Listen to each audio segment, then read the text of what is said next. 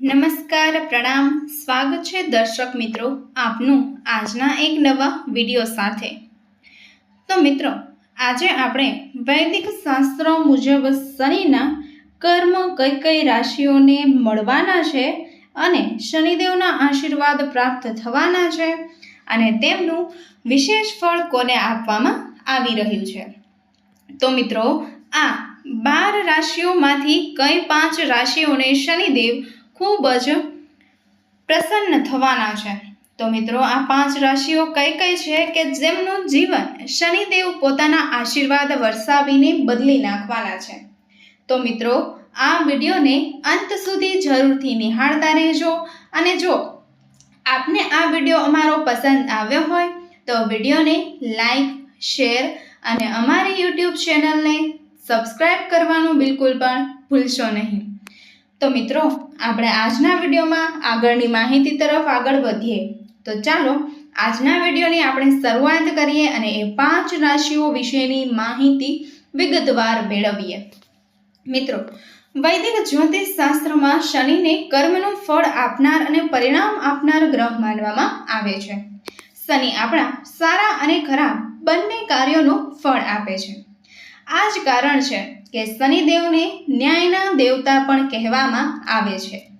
આ ગ્રહ આપણને ધીરજ રાખવાનું, શિસ્ત શીખવવાનું અને સખત મહેનત કરવાનું પણ શીખવે છે। શનિ ગ્રહ વર્ષ 2025માં અસ્ત થવા માટે જઈ રહ્યો છે। તો મિત્રો, તમને જણાવી દઈએ કે જ્યારે કોઈ પણ ગ્રહ અસ્ત થાય છે ત્યારે તેની શક્તિઓ પણ ઓછી થઈ જાય છે। અને મિત્રો, એવું જોવામાં આવ્યું છે કે જો શનિની સાડે સતી કે ધૈયા કોઈના પર ચાલી રહી હોય તો શનિના અસ્ત થવાના કારણે તેમની અસરો ઓછી થવા લાગે છે।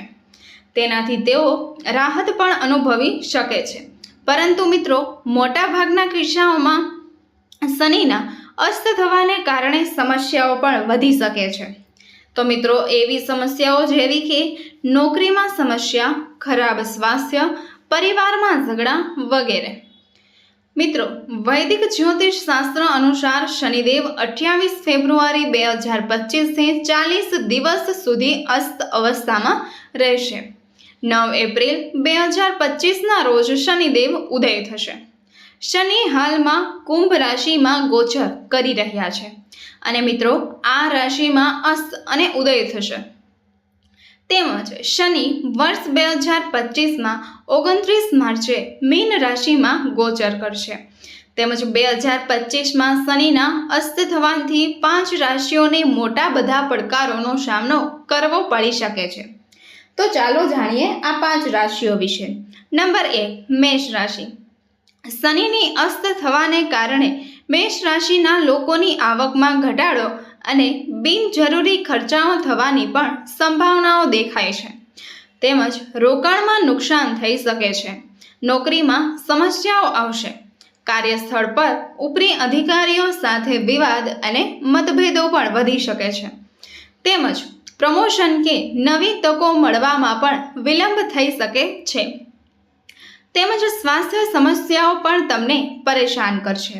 તેમજ માથાનો દુખાવો, અનિદ્રા અને બ્લડ પ્રેશર જેવી સમસ્યાઓ પણ થઈ શકે છે। મિત્રો, દરેક વ્યક્તિએ તેના પોતાના જીવનમાં સારા અને ખરાબ તબક્કાઓમાંથી પસાર થવું પડે છે। મિત્રો, જો ગ્રહોની સ્થિતિ સારી હોય તો વ્યક્તિના જીવનમાં હંમેશાને માટે ખુશીઓ રહે છે, જે આ વર્ષે તમારા ઘરમાં શહનાઈ વગાડવામાં આવી પણ શકે છે।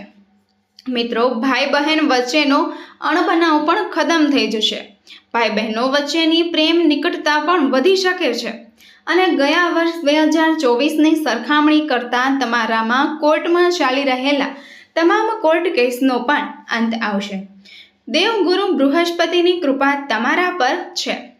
ગયા વર્ષે તમારા પર કોર્ટ કેસમાં ચાલી રહેલા તમામ કોર્ટ કેસ પણ સમાપ્ત થઈ જશે। ત્યારબાદ નંબર 2 પર છે વૃષભ રાશિ।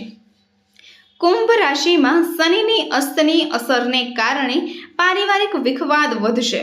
તેમજ ઘરમાં મતભેદ અને શાંતિ પણ વધી શકે છે અને મિત્રો, સંબંધમાં ખટાશ આવી શકે છે। આર્થિક નુકસાન પણ વધવાની સંભાવનાઓ દેખાઈ રહે છે।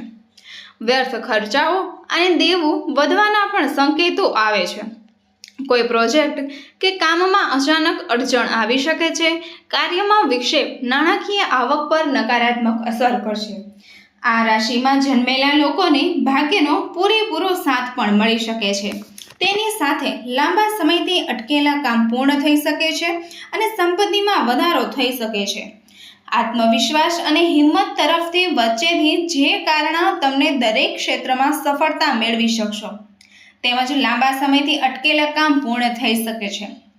જીવનમાં સુખ શાંતિ રહેશે. મિત્રો, ભગવાન શનિદેવ તમારા પર ખૂબ જ પ્રસન્ન થવાના છે. હવે તમને તમારા જીવનમાં ખૂબ જ સારા સમાચારો મળવાના છે. આ સમયગાળા દરમિયાન તમારા આત્મવિશ્વાસ વધશે. આંખ સંબંધિત, સ્વાસ્થ્ય સંબંધિત કોઈ પણ સમસ્યાઓ હવે તમને થઈ શકે છે. ત્યારબાદ નંબર 3 પર છે કર્ક રાશિ. મિત્રો, કર્ક રાશિના લોકોનો માનસિક તણાવ આગલા સ્તર પણ હોઈ શકે છે અને શનિના અસ્ત થવાથી માનસિક બેચેની અને આત્મવિશ્વાસની કમીઓ પણ હવે આવી શકે છે. નોકરી અને વ્યવસાય બંનેના નુકસાન અથવા નિષ્ફળતા પણ થઈ શકે છે. તમારે વ્યવસાયમાં નુકસાન અને નોકરીમાં અનિશ્ચિતતાનો સામનો કરવો પડી શકે છે. તેમજ સ્વાસ્થ્યમાં ઘટાડો થશે. પેટ અને હાડકાં સંબંધિત સમસ્યાઓ પણ થઈ શકે છે. કર્ક રાશિની આર્થિક સ્થિતિ ખૂબ જ મજબૂત રહેશે. મિત્રો, આ વર્ષ તમારા માટે સુખદ અને શુભ રહેવાનું છે.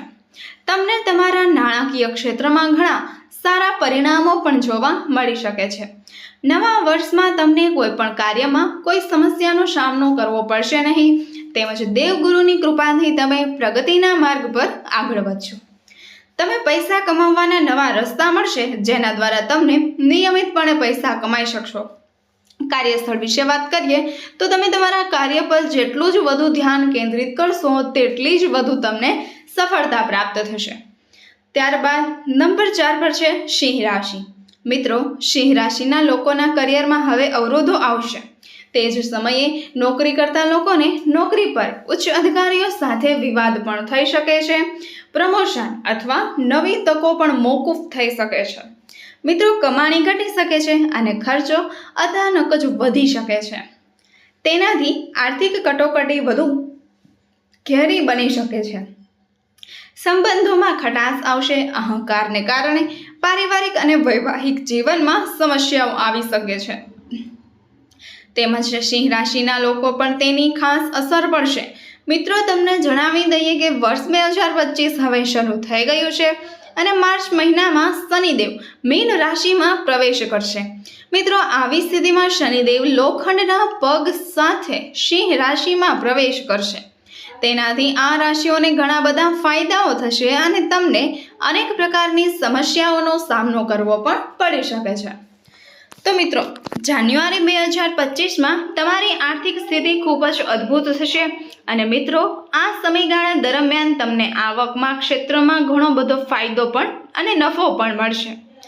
જાન્યુઆરી મહિનામાં યોજાયેલ ગુરુનો એકમ તમારા માટે વિશેષ ફાળો પૂરો પાડી શકે છે, જેથી તમારી આવકના માધ્યમોમાં કોઈ અસર રહેશે નહીં અને તમે પૈસાના પ્રવાહની ઘણી રીતો તમારી પાસે આવશે. લક્ષ્મી માતાની કૃપાથી જે કોઈ પણ જાન્યુઆરી મહિનામાં તેના નવા વ્યવસાય અથવા નવા રોજગારની શોધમાં રોકાયેલ છે.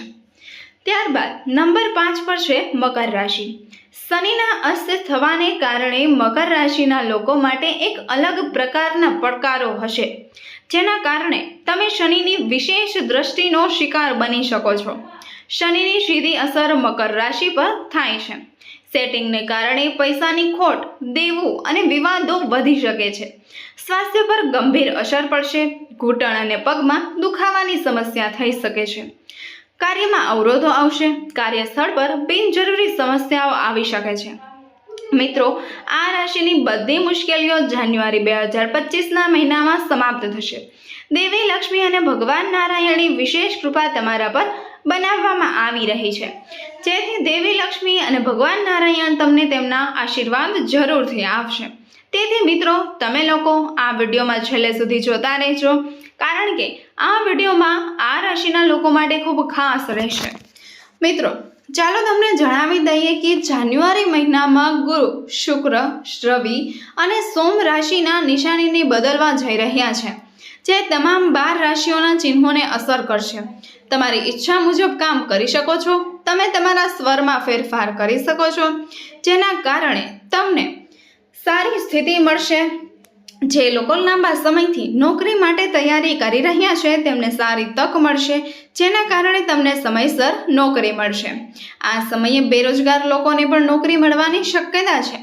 તો મિત્રો, આ હતી આ 5 ભાગ્યશાળી રાશિઓ, જે રાશિઓ પર શનિદેવ મહારાજ ખૂબ જ પ્રસન્ન થવાના છે અને આ રાશિઓનું ભાગ્ય હવે બદલવા માટે જઈ રહ્યું છે.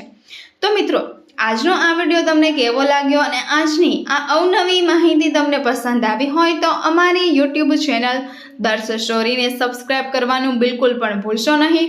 ફરી મળીશું એક નવા વિડીયો સાથે. હા, અમારી આ ચેનલને સબસ્ક્રાઇબ જરૂરથી કરી દેજો. ફરી મળીશું એક નવા વિડીયો સાથે. ધન્યવાદ. આભાર.